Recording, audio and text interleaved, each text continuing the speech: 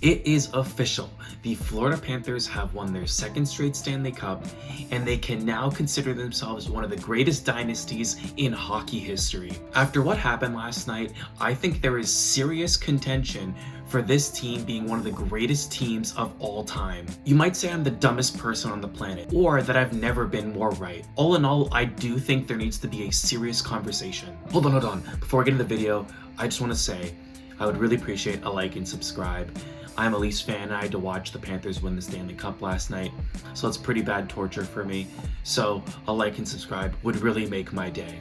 But let's get back to the video. So if you're watching this video, you most likely watched Game 6 of the Stanley Cup Final last night. The Florida Panthers obviously win, and it's a huge celebration. I'm not going to go too in-depth into the game, but I'll give you some brief summarizing of the game and its events. I was really adamant this game was going to go the Oilers' way. I really thought they were going to win and bring it back to a Game 7 in Edmonton. But I couldn't have been more wrong, as Sam Reinhart scores the opening goal late in the first period with a windmill deke and scores on Stuart Skinner. I'm really curious, where have I seen that before?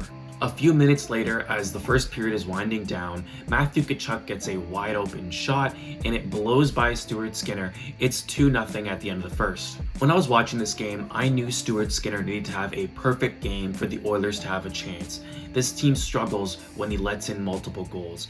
They're able to come back, but not every time. And after he let in that second goal, I really believed that if he let in one more goal, this game was over and the Panthers were Stanley Cup champions. And to the shock of absolutely nobody, Skinner lets in a third goal, Sam Reinhart his second goal of the game on an odd deflection, and he's right in the net with nobody in front. At this point, I knew the game was over. There was literally no chance for this team to come back.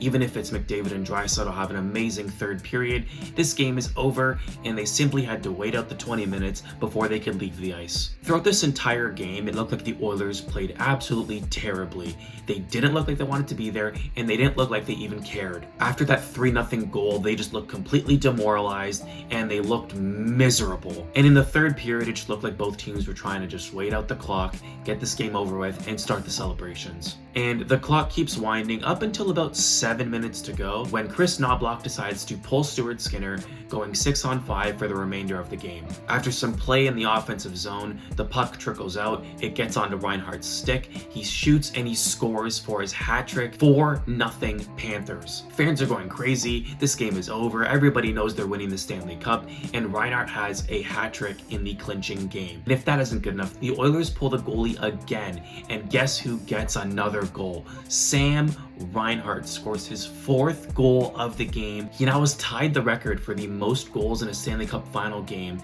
the first time it has been done in 70 years. You're gonna say, well, 2 of them were empty nets, but it doesn't matter. It's still 4 goals, and he's still in the history books. The Oilers add a little goal to make it 5-1. They prevent the shutout, which is great, but nobody cares. The celebration is already underway. All these fans and players are going crazy. They are so happy as the Panthers win their Stanley Cup. Honestly, I thought the Panthers would get another empty net goal to make it 6-1. Some great memories for me. But as time winds down, the Panthers players mob Bobrovsky, and it's official. They are Stanley Cup champions for the second straight year. So now let's get into some of these stats.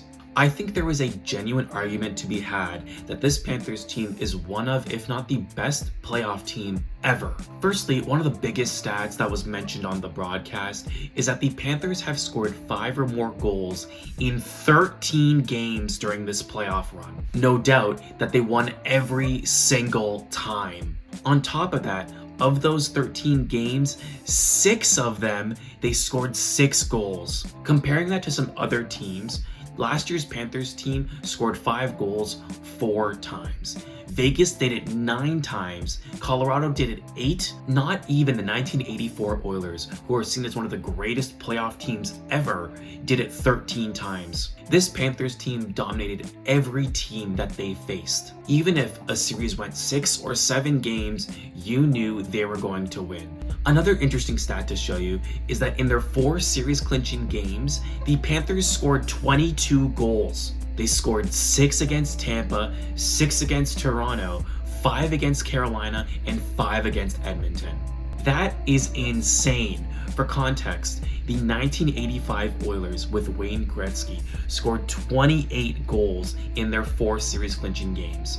This Panthers team is only 6 away from one of the greatest hockey teams of all time. This team is literally on par with one of the greatest hockey teams ever assembled. The Panthers in this game had 9 skaters with 15 or more points this playoffs. They had 6 with 20 or more. This Panthers team has more 15-plus point scorers and the same number of 20-point scorers as the 1985 Oilers. Again, another crazy stat. Now, outside of scoring, I really can't think of any other stats to explain how good they were on the ice, as their play can't really be quantified into one singular stat and compare it with other champions. But I think an important fact of how good a team is how they win versus how they lose. Their biggest margin of defeat in these playoffs was Game 3 of the first round against Tampa Bay. They lost 5-1. Every other loss that they have, of which there was only 7 total, was 5-4, 4-3, 2-0, 3-0, 4-3, and 5-4. Every time they lost, they kept fighting and they kept it close.